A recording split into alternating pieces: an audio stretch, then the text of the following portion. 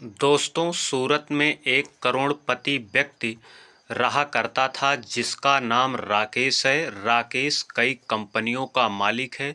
उन्होंने अपनी सभी कंपनियों पर एक मैनेजर रखे हुए हैं। मैनेजर पूरे काम का लेखा जोखा उसे दिखाते हैं। उसके पास पैसों की कोई दिक्कत नहीं है। अच्छी तरह से उसकी ज़िंदगी चल रही है। वह घर पर अपने परिवार के साथ रहता है। उसका एक बेटा है जिसकी उम्र लगभग 15 साल है। एक दिन वह अपने घर के गार्डन में बैठकर न्यूज़पेपर पढ़ रहा था, साथ में चाय भी पी रहा था। अचानक उसके बेटे का एक दोस्त उससे मिलने के लिए आ जाता है। राकेश बैठा बैठा अपने बेटे और उसके दोस्त को देख रहा था। उसे देखने के बाद उसे अपने एक दोस्त की याद आ जाती है। इसके बाद राकेश अपने दोस्त से मिलने का फैसला करता है। घर के अंदर जाकर अपनी पत्नी से सामान पैक करने को कहता है और कहता है हमें अपने दोस्त से मिलने जाना है। तो उसकी पत्नी उससे पूछती है कौन से दोस्त से मिलने जा रहे हो। तो वह कहता है कि मैं अपने दोस्त मनीष से मिलने जा रहा हूँ।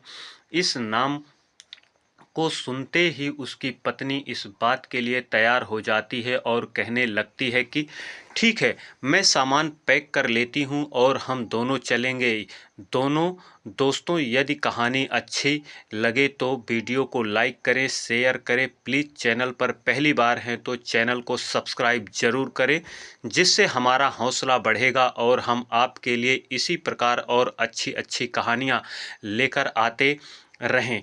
दोस्तों, उनसे मिलने के लिए पत्नी सामान पैक करने लगती है, लेकिन उसी समय राकेश बाहर आता है और अपने बेटों को भी तैयार होने को कहता है। बेटा पूछता है कि पिताजी, हम लोग कहाँ जा रहे हैं? तो वह कहता है कि एक खास आदमी है, उनसे तुम्हें मिलना है। इस बात को सुनकर बेटा कहता है कि पिताजी आप चले जाइए, लेकिन पिताजी कहते हैं नहीं बेटा, तुम्हें उनसे मिलना ज़रूरी है। फिर बेटा भी अपने पिताजी के साथ जाने को तैयार हो जाता है। पूरी फैमिली तैयार होकर वहाँ से निकलने लगते हैं। धीरे धीरे सफ़र तय करते हैं। सफ़र तय करने के बाद वह लोग सीधा मध्य प्रदेश पहुँच जाते हैं। मध्य प्रदेश आ जाने के बाद राकेश वहाँ के एक नज़दीकी बैंक में जाता है और बैंक से 12 लाख रुपए निकालता है। वह बैठने के बाद इस सफ़र को दोबारा से शुरू करने लगता है। अब जैसे ही बेटा देखता है कि पिताजी ढेर सारा पैसा निकाले हैं, तो बेटा पूछता है पिताजी आप इतना सारा पैसा क्यों निकाले हैं? इस बात को सुनकर पिताजी हंसने लगते हैं और कहते हैं बेटा, पैसों की ज़रूरत है, किसी से कर्ज लिया हूँ और वह कर्ज मुझे चुकाना है। यह बात सुनकर बेटे को बिल्कुल भी अच्छा नहीं लगता, क्योंकि उसके पिता बहुत पैसे वाले हैं, इसलिए उनके ऊपर किसी का कर्ज होना बिल्कुल भी अच्छा नहीं है। फिर वो कहता है पिताजी आपके ऊपर किसका कर्ज है बताइए। पिताजी वो कहता है ठीक है बेटा, अगर ऐसी बात है तो मैं तुम्हें एक कहानी बताता हूँ। कहानी सुनने के बाद बताना मुझ पर कर्ज है या नहीं। फिर बेटा भी उस कहानी को सुनने के लिए उत्साहित हो जाता है। यह सब सुनकर उसकी माँ समझ गई थी कि उसके पिता उसे कौन सी कहानी सुनाएंगे। वो गाड़ी में बैठी बैठी मुस्कुराती रहती हैं और पिताजी अपने बेटे को कहानी सुनाने लगते हैं। वो कहता है बेटा, समय था 1990 का। 1990 के दशक में हम लोग मध्य प्रदेश में रहा करते थे और मेरी शादी होने वाली थी। लेकिन मेरा एक दोस्त था जिसका नाम था मनीष, और मनीष की पहली शादी हो चुकी थी और उसके 2 बच्चे भी थे, एक लड़का और एक लड़की। बड़ा लड़का था और छोटी लड़की थी। वैसे तो मेरा नाम राकेश है, लेकिन मेरे दोस्त मनीष ने और उसकी पत्नी मुझे प्यार से नन्हे नन्हे कहा करते थे और मुझे छोटे भाई की तरह प्यार दिया करते थे। सब कुछ अच्छी तरह से चल रहा था। मैंने पढ़ाई भी कर ली थी और मैं किसी रोज़गार को ढूंढ रहा था कि मुझे कोई अच्छी सी नौकरी मिले ताकि मैं अपनी ज़िंदगी को अच्छी तरह से गुजार सकूं। उसी समय हमारे पास पड़ोस के लोग मेरी शादी की चिंता करने लगते हैं, क्योंकि मेरे माता पिता तो मुझे बचपन में ही छोड़कर चले गए थे और उसके बाद से मैं इधर उधर पास पड़ोस के लोगों के यहाँ ही बिताया करता था। लेकिन सबसे ज़्यादा मैं मनीष के यहाँ समय बिताया करता था। वह मेरा अच्छे से देखभाल करता था, मुझे बड़े भाई की तरह हर बात को अच्छे से समझाता था। अब जब पास पड़ोस के लोग शादी के लिए कहते हैं तो मैं भी अपनी शादी कर लेता हूँ। लेकिन शादी के बाद और ज़्यादा समस्या आना शुरू हो जाती है, क्योंकि शादी के बाद मैं अकेला तो रह नहीं गया था, मुझे अपना घर बसाना था और घर को चलाने के लिए घर में पैसे होने चाहिए। मेरे पास बिल्कुल भी पैसे नहीं थे। मैं इन्हीं सब बातों से बहुत परेशान रहता था। जब भी मैं इन बातों को मनीष से किया करता था तो वह मुझे कुछ ना कुछ सहारा देता था और कहा करता कि तू चिंता मत कर, मैं तेरे साथ हूँ। इन सभी बातों से मैं बहुत ज़्यादा परेशान हो गया था और अब मुझे कुछ बड़ा करना था। इसलिए मैं सोचता हूँ कि कहीं बाहर चला जाऊँ और वहाँ पर मेहनत मजदूरी करके अपना भरण पोषण करूं। मैं बाहर जाना चाहता था, लेकिन बाहर जाने के लिए भी भरण पोषण के लिए भी पैसे लगते हैं। मेरे पास कुछ भी पैसे नहीं थे। इसके बाद लगभग 1992 में मैं अपने दोस्त मनीष के पास जाता हूं। वहां पर उनकी पत्नी सारिका भी बैठी हुई थी और हम दोनों पति पत्नी उनसे बातें करने लगते हैं। बातों ही बातों में मैं उसे बता देता हूं कि मुझे बाहर जाना है और बाहर जाने के लिए मुझे कुछ पैसों का इंतज़ाम करना है। मैं उनसे कहता हूं कि यार, मेरी ज़मीन को बेच दो, उससे जो भी पैसे मिलेंगे उन पैसों से मैं अपना रोज़गार करूंगा। लेकिन तभी मनीष और उसकी पत्नी कहने लगते हैं कि अरे, ऐसी कौन सी बात हो गई कि जो तू ज़मीन बेचने की बात कर रहा है। वैसे भी उस समय ज़मीन का उतना ज़्यादा भाव नहीं था, ज़मीनों को भी लेकर राजी नहीं था। इसी वजह से वह लोग कहने लगे कि तुम चिंता मत करो, तुम्हें कितने पैसे चाहिए। तो मैं उनको बताता हूँ लगभग 10,000 रुपये की ज़रूरत है। उन पैसों से मैं अपना रोज़गार चला सकता हूँ। इसके बाद अपनी पत्नी के कुछ गहने उसके पास रखे हुए थे, उन जेवरों को लेकर एक सुनार के पास जाता है और वहाँ पर उस गहने को 10,000 रुपये में गिरवी रख देता है और जो पैसे उसे मिलते हैं उन पैसों को लाकर मुझे दे देता है। अब मैं जैसे ही अपने हाथ में पैसे देखता हूँ तो अपने दोस्त से पूछता हूँ कि यह पैसे कहाँ से लेकर आए हो, तो वह बता देता है कि तुम्हारी भाभी के गहने मैंने गिरवी रख दिया हूँ और बाद में मैं पैसा कमाकर उन्हें छुड़ा लूँगा। तुम कोई भी चिंता मत करो और अपने जीवन को अच्छी तरह से बिताओ। ये तुम्हारे पास पैसे हैं और इन पैसों को तुम्हें कभी भी देने की ज़रूरत नहीं है। मैं तुम्हारा दोस्त हूँ और इतना हक तो मेरा बनता ही है। इतना कहकर वह मुझे पैसे दे दिए और पैसे देकर कहा वहाँ से जाने के लिए कह दिया। उसके बाद मैं अपनी पत्नी को लेकर मैं वहाँ से सीधा सूरत आ जाता हूँ और सूरत में छोटा मोटा काम करने लगता हूँ। उस काम में मैं दिन रात मेहनत करता हूँ। मेहनत करने के बाद मेरा जो काम है वो अच्छी तरह से चलने लगता है। धीरे धीरे समय बीतता है और समय के साथ साथ मेरी बहुत बड़ी बड़ी कंपनी बन जाती है, जिन कंपनियों को तुम आजकल देखा करते हो, और मैं ढेर सारी तरक्की करने लगता हूँ। लेकिन इस तरक्की के दौरान मैं अपने दोस्त को बिल्कुल ही भूल गया कि इस काम को शुरू करने के लिए मुझे पैसे दिए थे।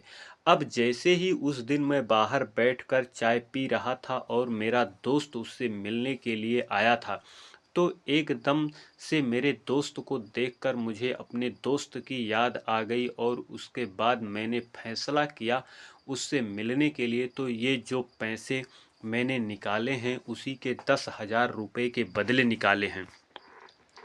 इस पैसों को मैं उसे दूंगा और कहूँगा कि ये तुम्हारे ही पैसे हैं जो तुमने मुझे दिए थे। इस बात को सुनकर बेटा एकदम से एक्साइटेड हो जाता है और कहने लगता है कि पिताजी, इस बात के बारे में आपने मुझे पहले क्यों नहीं बताया। तो पिताजी कहने लगता है, बेटा तुम्हें कैसे बता दें, हम इन बातों को पूरी तरह से भूल चुके थे। फिलहाल इन बातों को 20 साल बीत चुके हैं। 1992 में राकेश मध्य प्रदेश को छोड़कर सूरत गया था। फिलहाल समय था 2012 का। पिताजी कहते हैं कि ना तो मेरा कोई संबंधी इस गांव में रहा करता है, जिसकी वजह से उस गांव की याद आती। तो इस बात को सुनकर बेटा भी मनीष से मिलने के लिए एक्साइटेड हो जाता है और वह देखना चाहता है अपने पिता के उस दोस्त को, जिस दोस्त की वजह से आज वह लोग इतनी अच्छी ज़िंदगी जी रहे हैं। धीरे धीरे समय बीतता और समय बीतने के बाद लगभग शाम के समय वह लोग उस घर के पास पहुंच गए थे। बड़ी सी गाड़ी लेकर वह मनीष के घर के सामने खड़े हो गए थे और यह बात देखकर गांव के कुछ लोग उस व्यक्ति की तरफ बड़ी अजीब निगाहों से देखने लगते हैं, क्योंकि मनीष जी के घर की हालात काफ़ी ज़्यादा ख़राब थी और फिलहाल देखने से लग रहा था कि कई सालों से इसकी मरम्मत नहीं हुई है। यह बात राकेश को भी महसूस होती है और इसके बाद वह अपनी गाड़ी से उतरता है और सीधा उस घर के अंदर जाने लगता है। गांव का माहौल था, घर का दरवाज़ा खुला हुआ था, तो राकेश अपने परिवार को लेकर सीधा उस घर के अंदर चला जाता है। घर के अंदर मनीष और उसकी पत्नी बैठकर आपस में बातें कर रहे थे, लेकिन अचानक से सूट बूट वाले व्यक्ति उनके घर के अंदर जाते हैं तो वो हैरान से हो जाते हैं। तभी मनीष उनसे कहता है कि हाँ भाई, कौन हो तुम, इस तरह घर के अंदर क्यों घुसे आ रहे हो। इस बात को सुनकर राकेश हंसने लगता है। इधर जो राकेश की पत्नी थी वह भी हंसने लगी थी। तभी जो राकेश होता है वह कहने लगता है कि साहब, यहाँ हमें किसी व्यक्ति से मिलना है। जो मनीष होता है वह यह सब बात देखकर हैरान है, क्योंकि इस व्यक्ति के पहनावे से लग रहा था कि यह एक करोड़पति व्यक्ति है। तब भी यह उसे साहब कह रहा है, तो वह कहने लगता है कि अरे भाई, क्यों मजाक कर रहे हो, साहब तो तुम हो और हम साहब कैसे हो गए। तो राकेश कहने लगता है नहीं साहब, मेरे लिए तो आप ही साहब हो। अगर आप नहीं होते तो आज मैं ऐसा नहीं होता। इसके बाद मनीष कहने लगता है कि देखो भाई, मजाक मत करो, मजाक बहुत हो गया। यह बताओ कि तुम हो कौन। तो जो राकेश होता है वह कहने लगता है कि साहब, वैसे तो मेरा नाम राकेश है, लेकिन प्यार से कुछ लोग मुझे नन्हे नन्हे कहकर बुलाते थे। अब जैसे ही मनीष और उसकी पत्नी सारिका इस बात को सुनते हैं कि नन्हे नन्हे कहकर उसे कोई पुकारा करता था, एक दम से उन्हें नन्हे की याद आ जाती है और वो लोग गौर से देखकर उसे पहचान लेते हैं कि ये वही नन्हे हैं जिसे उन्होंने 10,000 रुपये दिए थे और वो इस गांव को छोड़कर चला गया था। तो मनीष जी जो होते हैं उनकी आंखों से आंसू गिरने लगते हैं और वो भागकर नन्हे को गले लगा लेते हैं। कहते हैं कि अरे नन्हे, तू तो मेरा बदल गया और देखने से बिल्कुल भी पहचान में नहीं आ रहा है। और जब मनीष जी गले लगता है राकेश की आंखों में आंसू गिरने लगते हैं और वह भी फूट फूट कर रोने लगता है। अब जैसे ही माहौल थोड़ा से शांत होता है तो उसके बाद राकेश की पत्नी वो मनीष जी के पैर छूने लगती है। अब गांव के कुछ लोग यह सब कुछ देखकर चौकन्ना हो गए थे और वह घर के अंदर ताका झांकी कर रहे थे। जैसे ही वो देखते हैं कि वो करोड़पति व्यक्ति गाड़ी में बैठकर उनके घर पर आया है और उसके बाद उसकी पत्नी इस गरीब लोगों के पैर छू रही है, तो वो लोग भी हैरान हो जाते हैं और घर की दीवारों से कान लगाकर सुनने लगते हैं। तभी जो मनीष जी की पत्नी होती है वो कहने लगती है कि अरे, इसी तरह खड़े होकर बात करोगे कि या इनको बैठने के लिए भी पूछोगे। इसके बाद जो मनीष जी होते हैं उन सभी को बिठाते हैं और बैठाने के बाद उनसे हालचाल पूछने लगते हैं। तो जो राकेश होता है वह मनीष जी को अपने बारे में पूरी बातें बताता है और कहता है कि गुजरात के सूरत में मेरी बहुत बड़ी बड़ी कंपनियां हैं और वहां पर रहकर मैं बहुत अच्छी ज़िंदगी जीता हूं, लेकिन तुम बताओ तुम्हारा क्या हालचाल है और यह आप लोगों ने अपना क्या हाल बना रखा है। इस बात को सुनकर मनीष और उसकी पत्नी बहुत उदास से हो जाते हैं और उनके चेहरे पर मायूसी साफ साफ दिखाई देती है। तभी राकेश मनीष जी के हाथ पर अपना हाथ रखता है और कहता है कि दोस्त, तू बेशक से मेरा दोस्त है, लेकिन तू मेरे लिए बड़े भाई से कम नहीं हो। शायद तुम उस समय मेरी मदद नहीं करता तो मैं आज इतना बड़ा बिजनेसमैन नहीं बनता, मेरे इतने बड़े बिजनेस नहीं बन पाते। अगर तुम्हें तुम्हें कैसी भी कोई समस्या हो तो तुम मुझे बेझिझक बता सकते हो। आखिर क्या हुआ है ऐसा जो तुम्हारी हालात ऐसी है। तो उसके बाद मनीष जी उसे अपने बारे में बताने लगते हैं। कहते हैं कि जब तू यहाँ से चला गया था तो हमने 10,000 रुपये दिए थे, तो उसके बाद हम दोनों पति पत्नी मेहनत करते हैं और मेहनत करने के बाद उन गहनों को तो छुड़ा लेते हैं, लेकिन धीरे धीरे परिवार के अंदर बहुत कुछ बदलने लगता है। मेरी तबीयत बिगड़ने लगती है, बच्चे बड़े होने लगते हैं, उनकी पढ़ाई लिखाई का खर्च, साथ में बेटी जवान होने लगती है। धीरे धीरे मैं बीमार रहने लगा और बीमारी के कारण मुझसे कमाने के लिए नहीं जाया जाता है। मेरा बेटा बाहर मेहनत मजदूरी किया करता है और मेहनत मजदूरी करने के बाद परिवार की आर्थिक स्थिति को मजबूत करना चाहता है। वो इतना पैसा कहाँ से जोड़ सकता है। जो भी पैसे वो कमाता है उस पैसे से घर का खर्च चला करता है और मेरी बीमारी का इलाज भी हुआ करता है।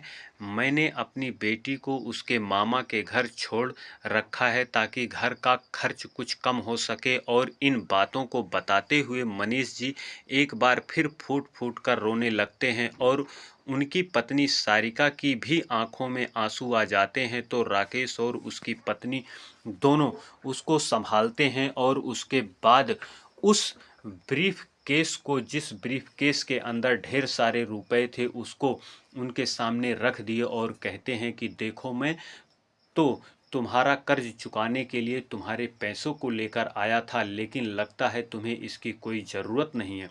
इसके बाद मनीष जी कहते हैं कि अरे भाई, मैंने तुमसे कह दिया था कि ये कोई कर्ज नहीं है, ये तो हमारा प्यार है।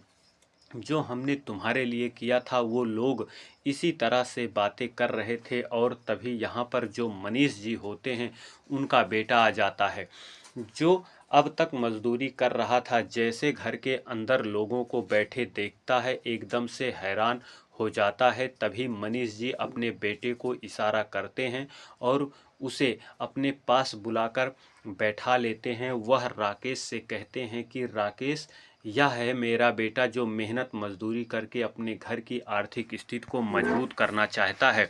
तो राकेश मनीष जी के बेटे से पूछने लगते हैं कि बेटा तुम क्या करते हो।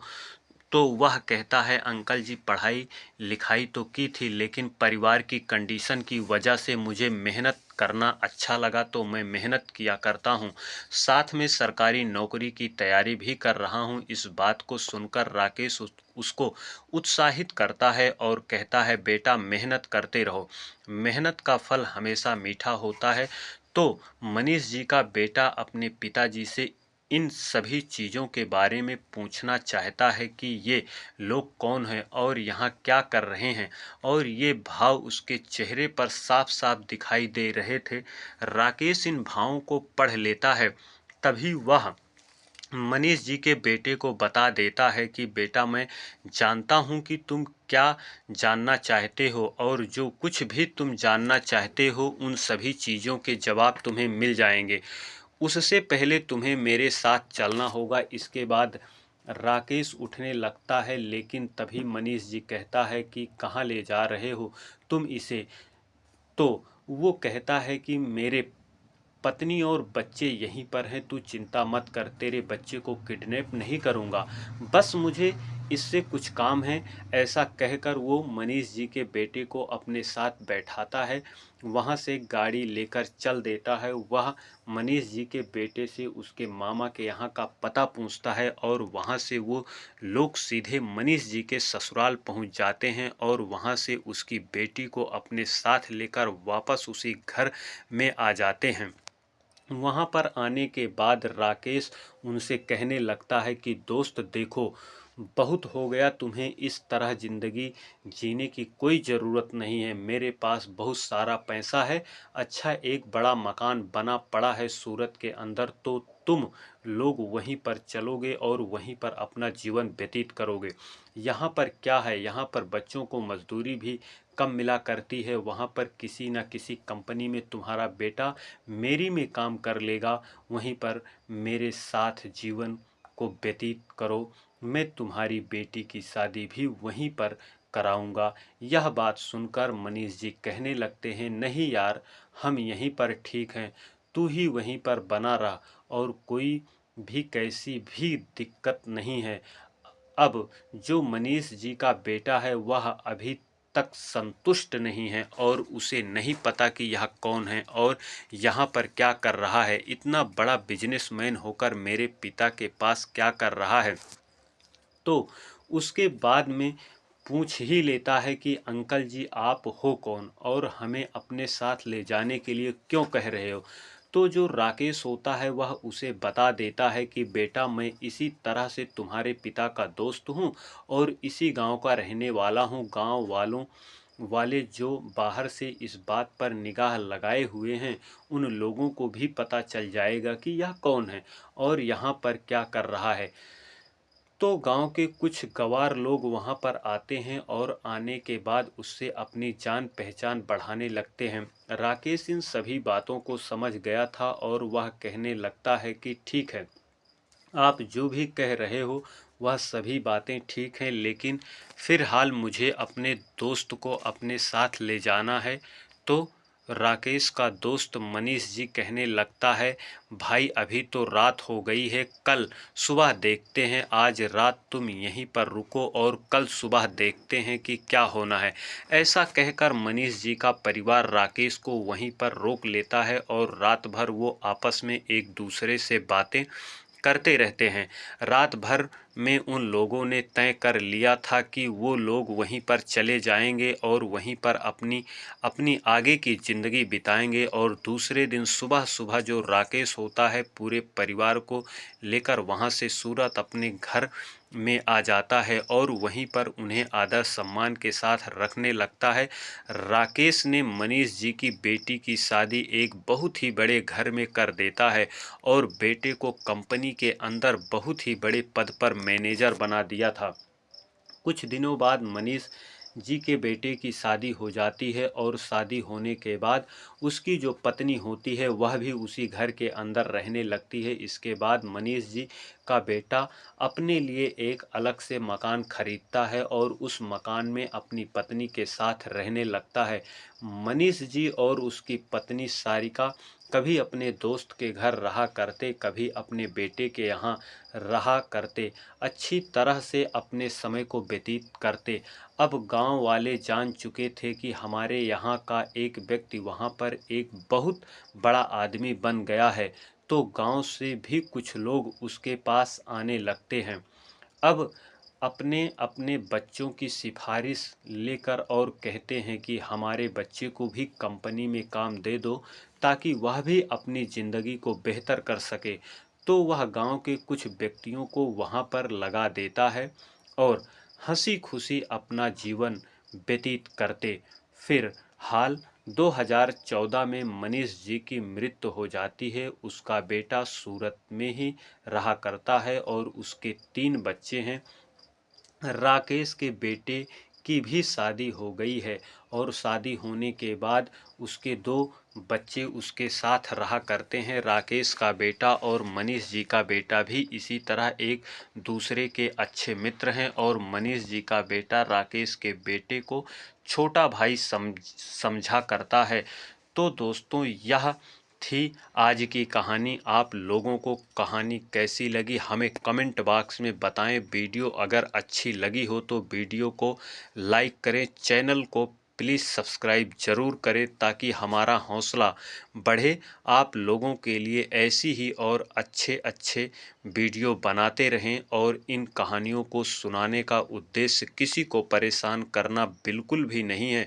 यह कहानी आपको इसलिए सुनाई जाती है ताकि आप लोग इन कहानियों में से कुछ ना कुछ सीख सको, अपने लाइफ में उसको अप्लाई कर सको। मिलते हैं अगली वीडियो में। आप सभी का बहुत बहुत धन्यवाद। जय हिंद, जय भारत।